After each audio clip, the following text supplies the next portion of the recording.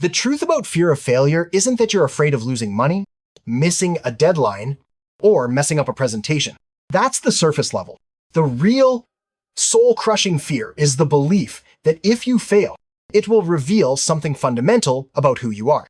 That you are incompetent, unworthy, or fundamentally not cut out for success. That's why the pressure feels so heavy. Oh, you're not just risking a project, you're risking your entire sense of self-worth. You're terrified of the judgment. Yes, but mostly the judgment coming from the one person whose opinion matters most. You. If you want to finally break free from that self-sabotage cycle, you have to stop fighting the fear and start understanding the mechanisms of it. Today, we're diving deep into the core psychology of why you freeze up, procrastinate, and shrink back from big opportunities. I'm giving you 5 powerful mental shifts. 5 ways to rewire your brain so you can start acting despite the risk, not waiting for the fear to disappear. Here are the 5 psychological keys to dismantling your fear of failure. 1. Separate the action from the identity. The single most dangerous mental mistake we make is tying the outcome of an event directly to our intrinsic value as a human being. When you launch a business and it fails, you don't say, "My business model didn't work." You say, "I am a failure." This is identity erosion, and it's crippling. You must create an impenetrable wall between your actions and your identity. Your success or failure in any single endeavor is simply feedback on a strategy. It is never a judgment on your character, your intelligence, or your worth. When you undertake a challenging task, treat it like an experiment.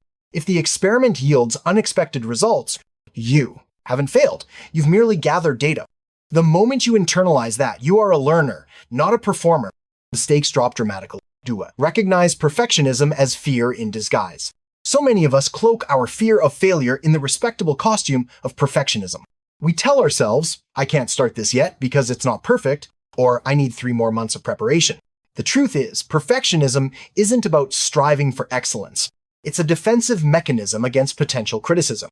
If the work is never finished, it can never be judged, and therefore, you can never fail.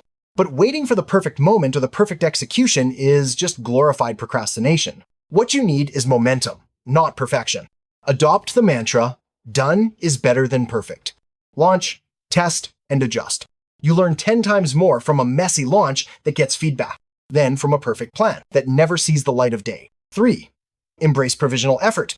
One reason the fear of failure feels so overwhelming is that we frame every new goal as a lifetime commitment. We approach starting a new side hustle, getting fit, or learning a skill as if we must commit to it forever, and if we stop, we failed irrevocably. This all-or-nothing thinking is a high-stakes psychological trap. Instead, embrace provisional effort. Commit only to the next 30 days. Tell yourself, "I'm going to test this idea for 30 days, and then I'll evaluate." Or, "I'm going to show up at the gym for the next 4 weeks." By limiting the time horizon, you lower the emotional investment and the perceived risk. It's not a failure if you decide after 30 days that it wasn't the right path.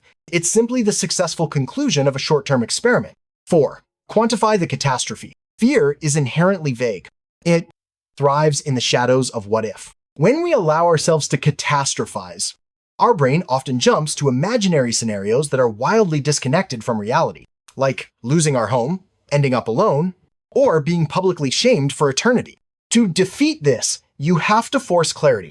Sit down and perform a worst-case scenario audit. Ask yourself, if I fail spectacularly at this goal, what is the actual, quantifiable worst outcome?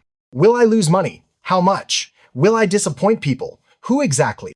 Will I have to spend a week feeling embarrassed? When you put the actual consequences on paper, you realize 2 things. First, the disaster you imagined is usually just a painful inconvenience. Second, you have the resources and resilience to recover from that inconvenience. 5. Pivot from outcome. Focus to process. Focus. Most people obsess over the outcome, the promotion, the product launch, the successful presentation. This sets you up for constant anxiety because the outcome is often outside of your complete control. The key to mitigating fear is shifting your focus entirely to the process, the inputs that are 100% within your control. Did you execute your daily task list? Did you put in the required hours of focused work?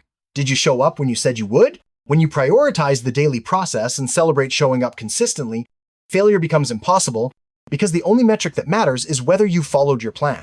The outcome simply becomes a byproduct of consistently executing a high-quality process. Look, fear of failure is normal. It's part of the human experience. But letting that fear paralyze you and prevent you from taking the chances that could fundamentally change your life, that is optional. The real magic happens when you realize that you are not your outcomes. You are the resilient, constantly learning person who decided to show up anyway. Stop waiting for the fear to disappear. Start moving while it's still there. That's where growth lives. If this hit home for you and gave you a new lens to view risk, hit the like button. Subscribe to the channel if you want more tools to unlock your highest potential. And let me know in the comments, which of these 5 mental shifts are you committing to today?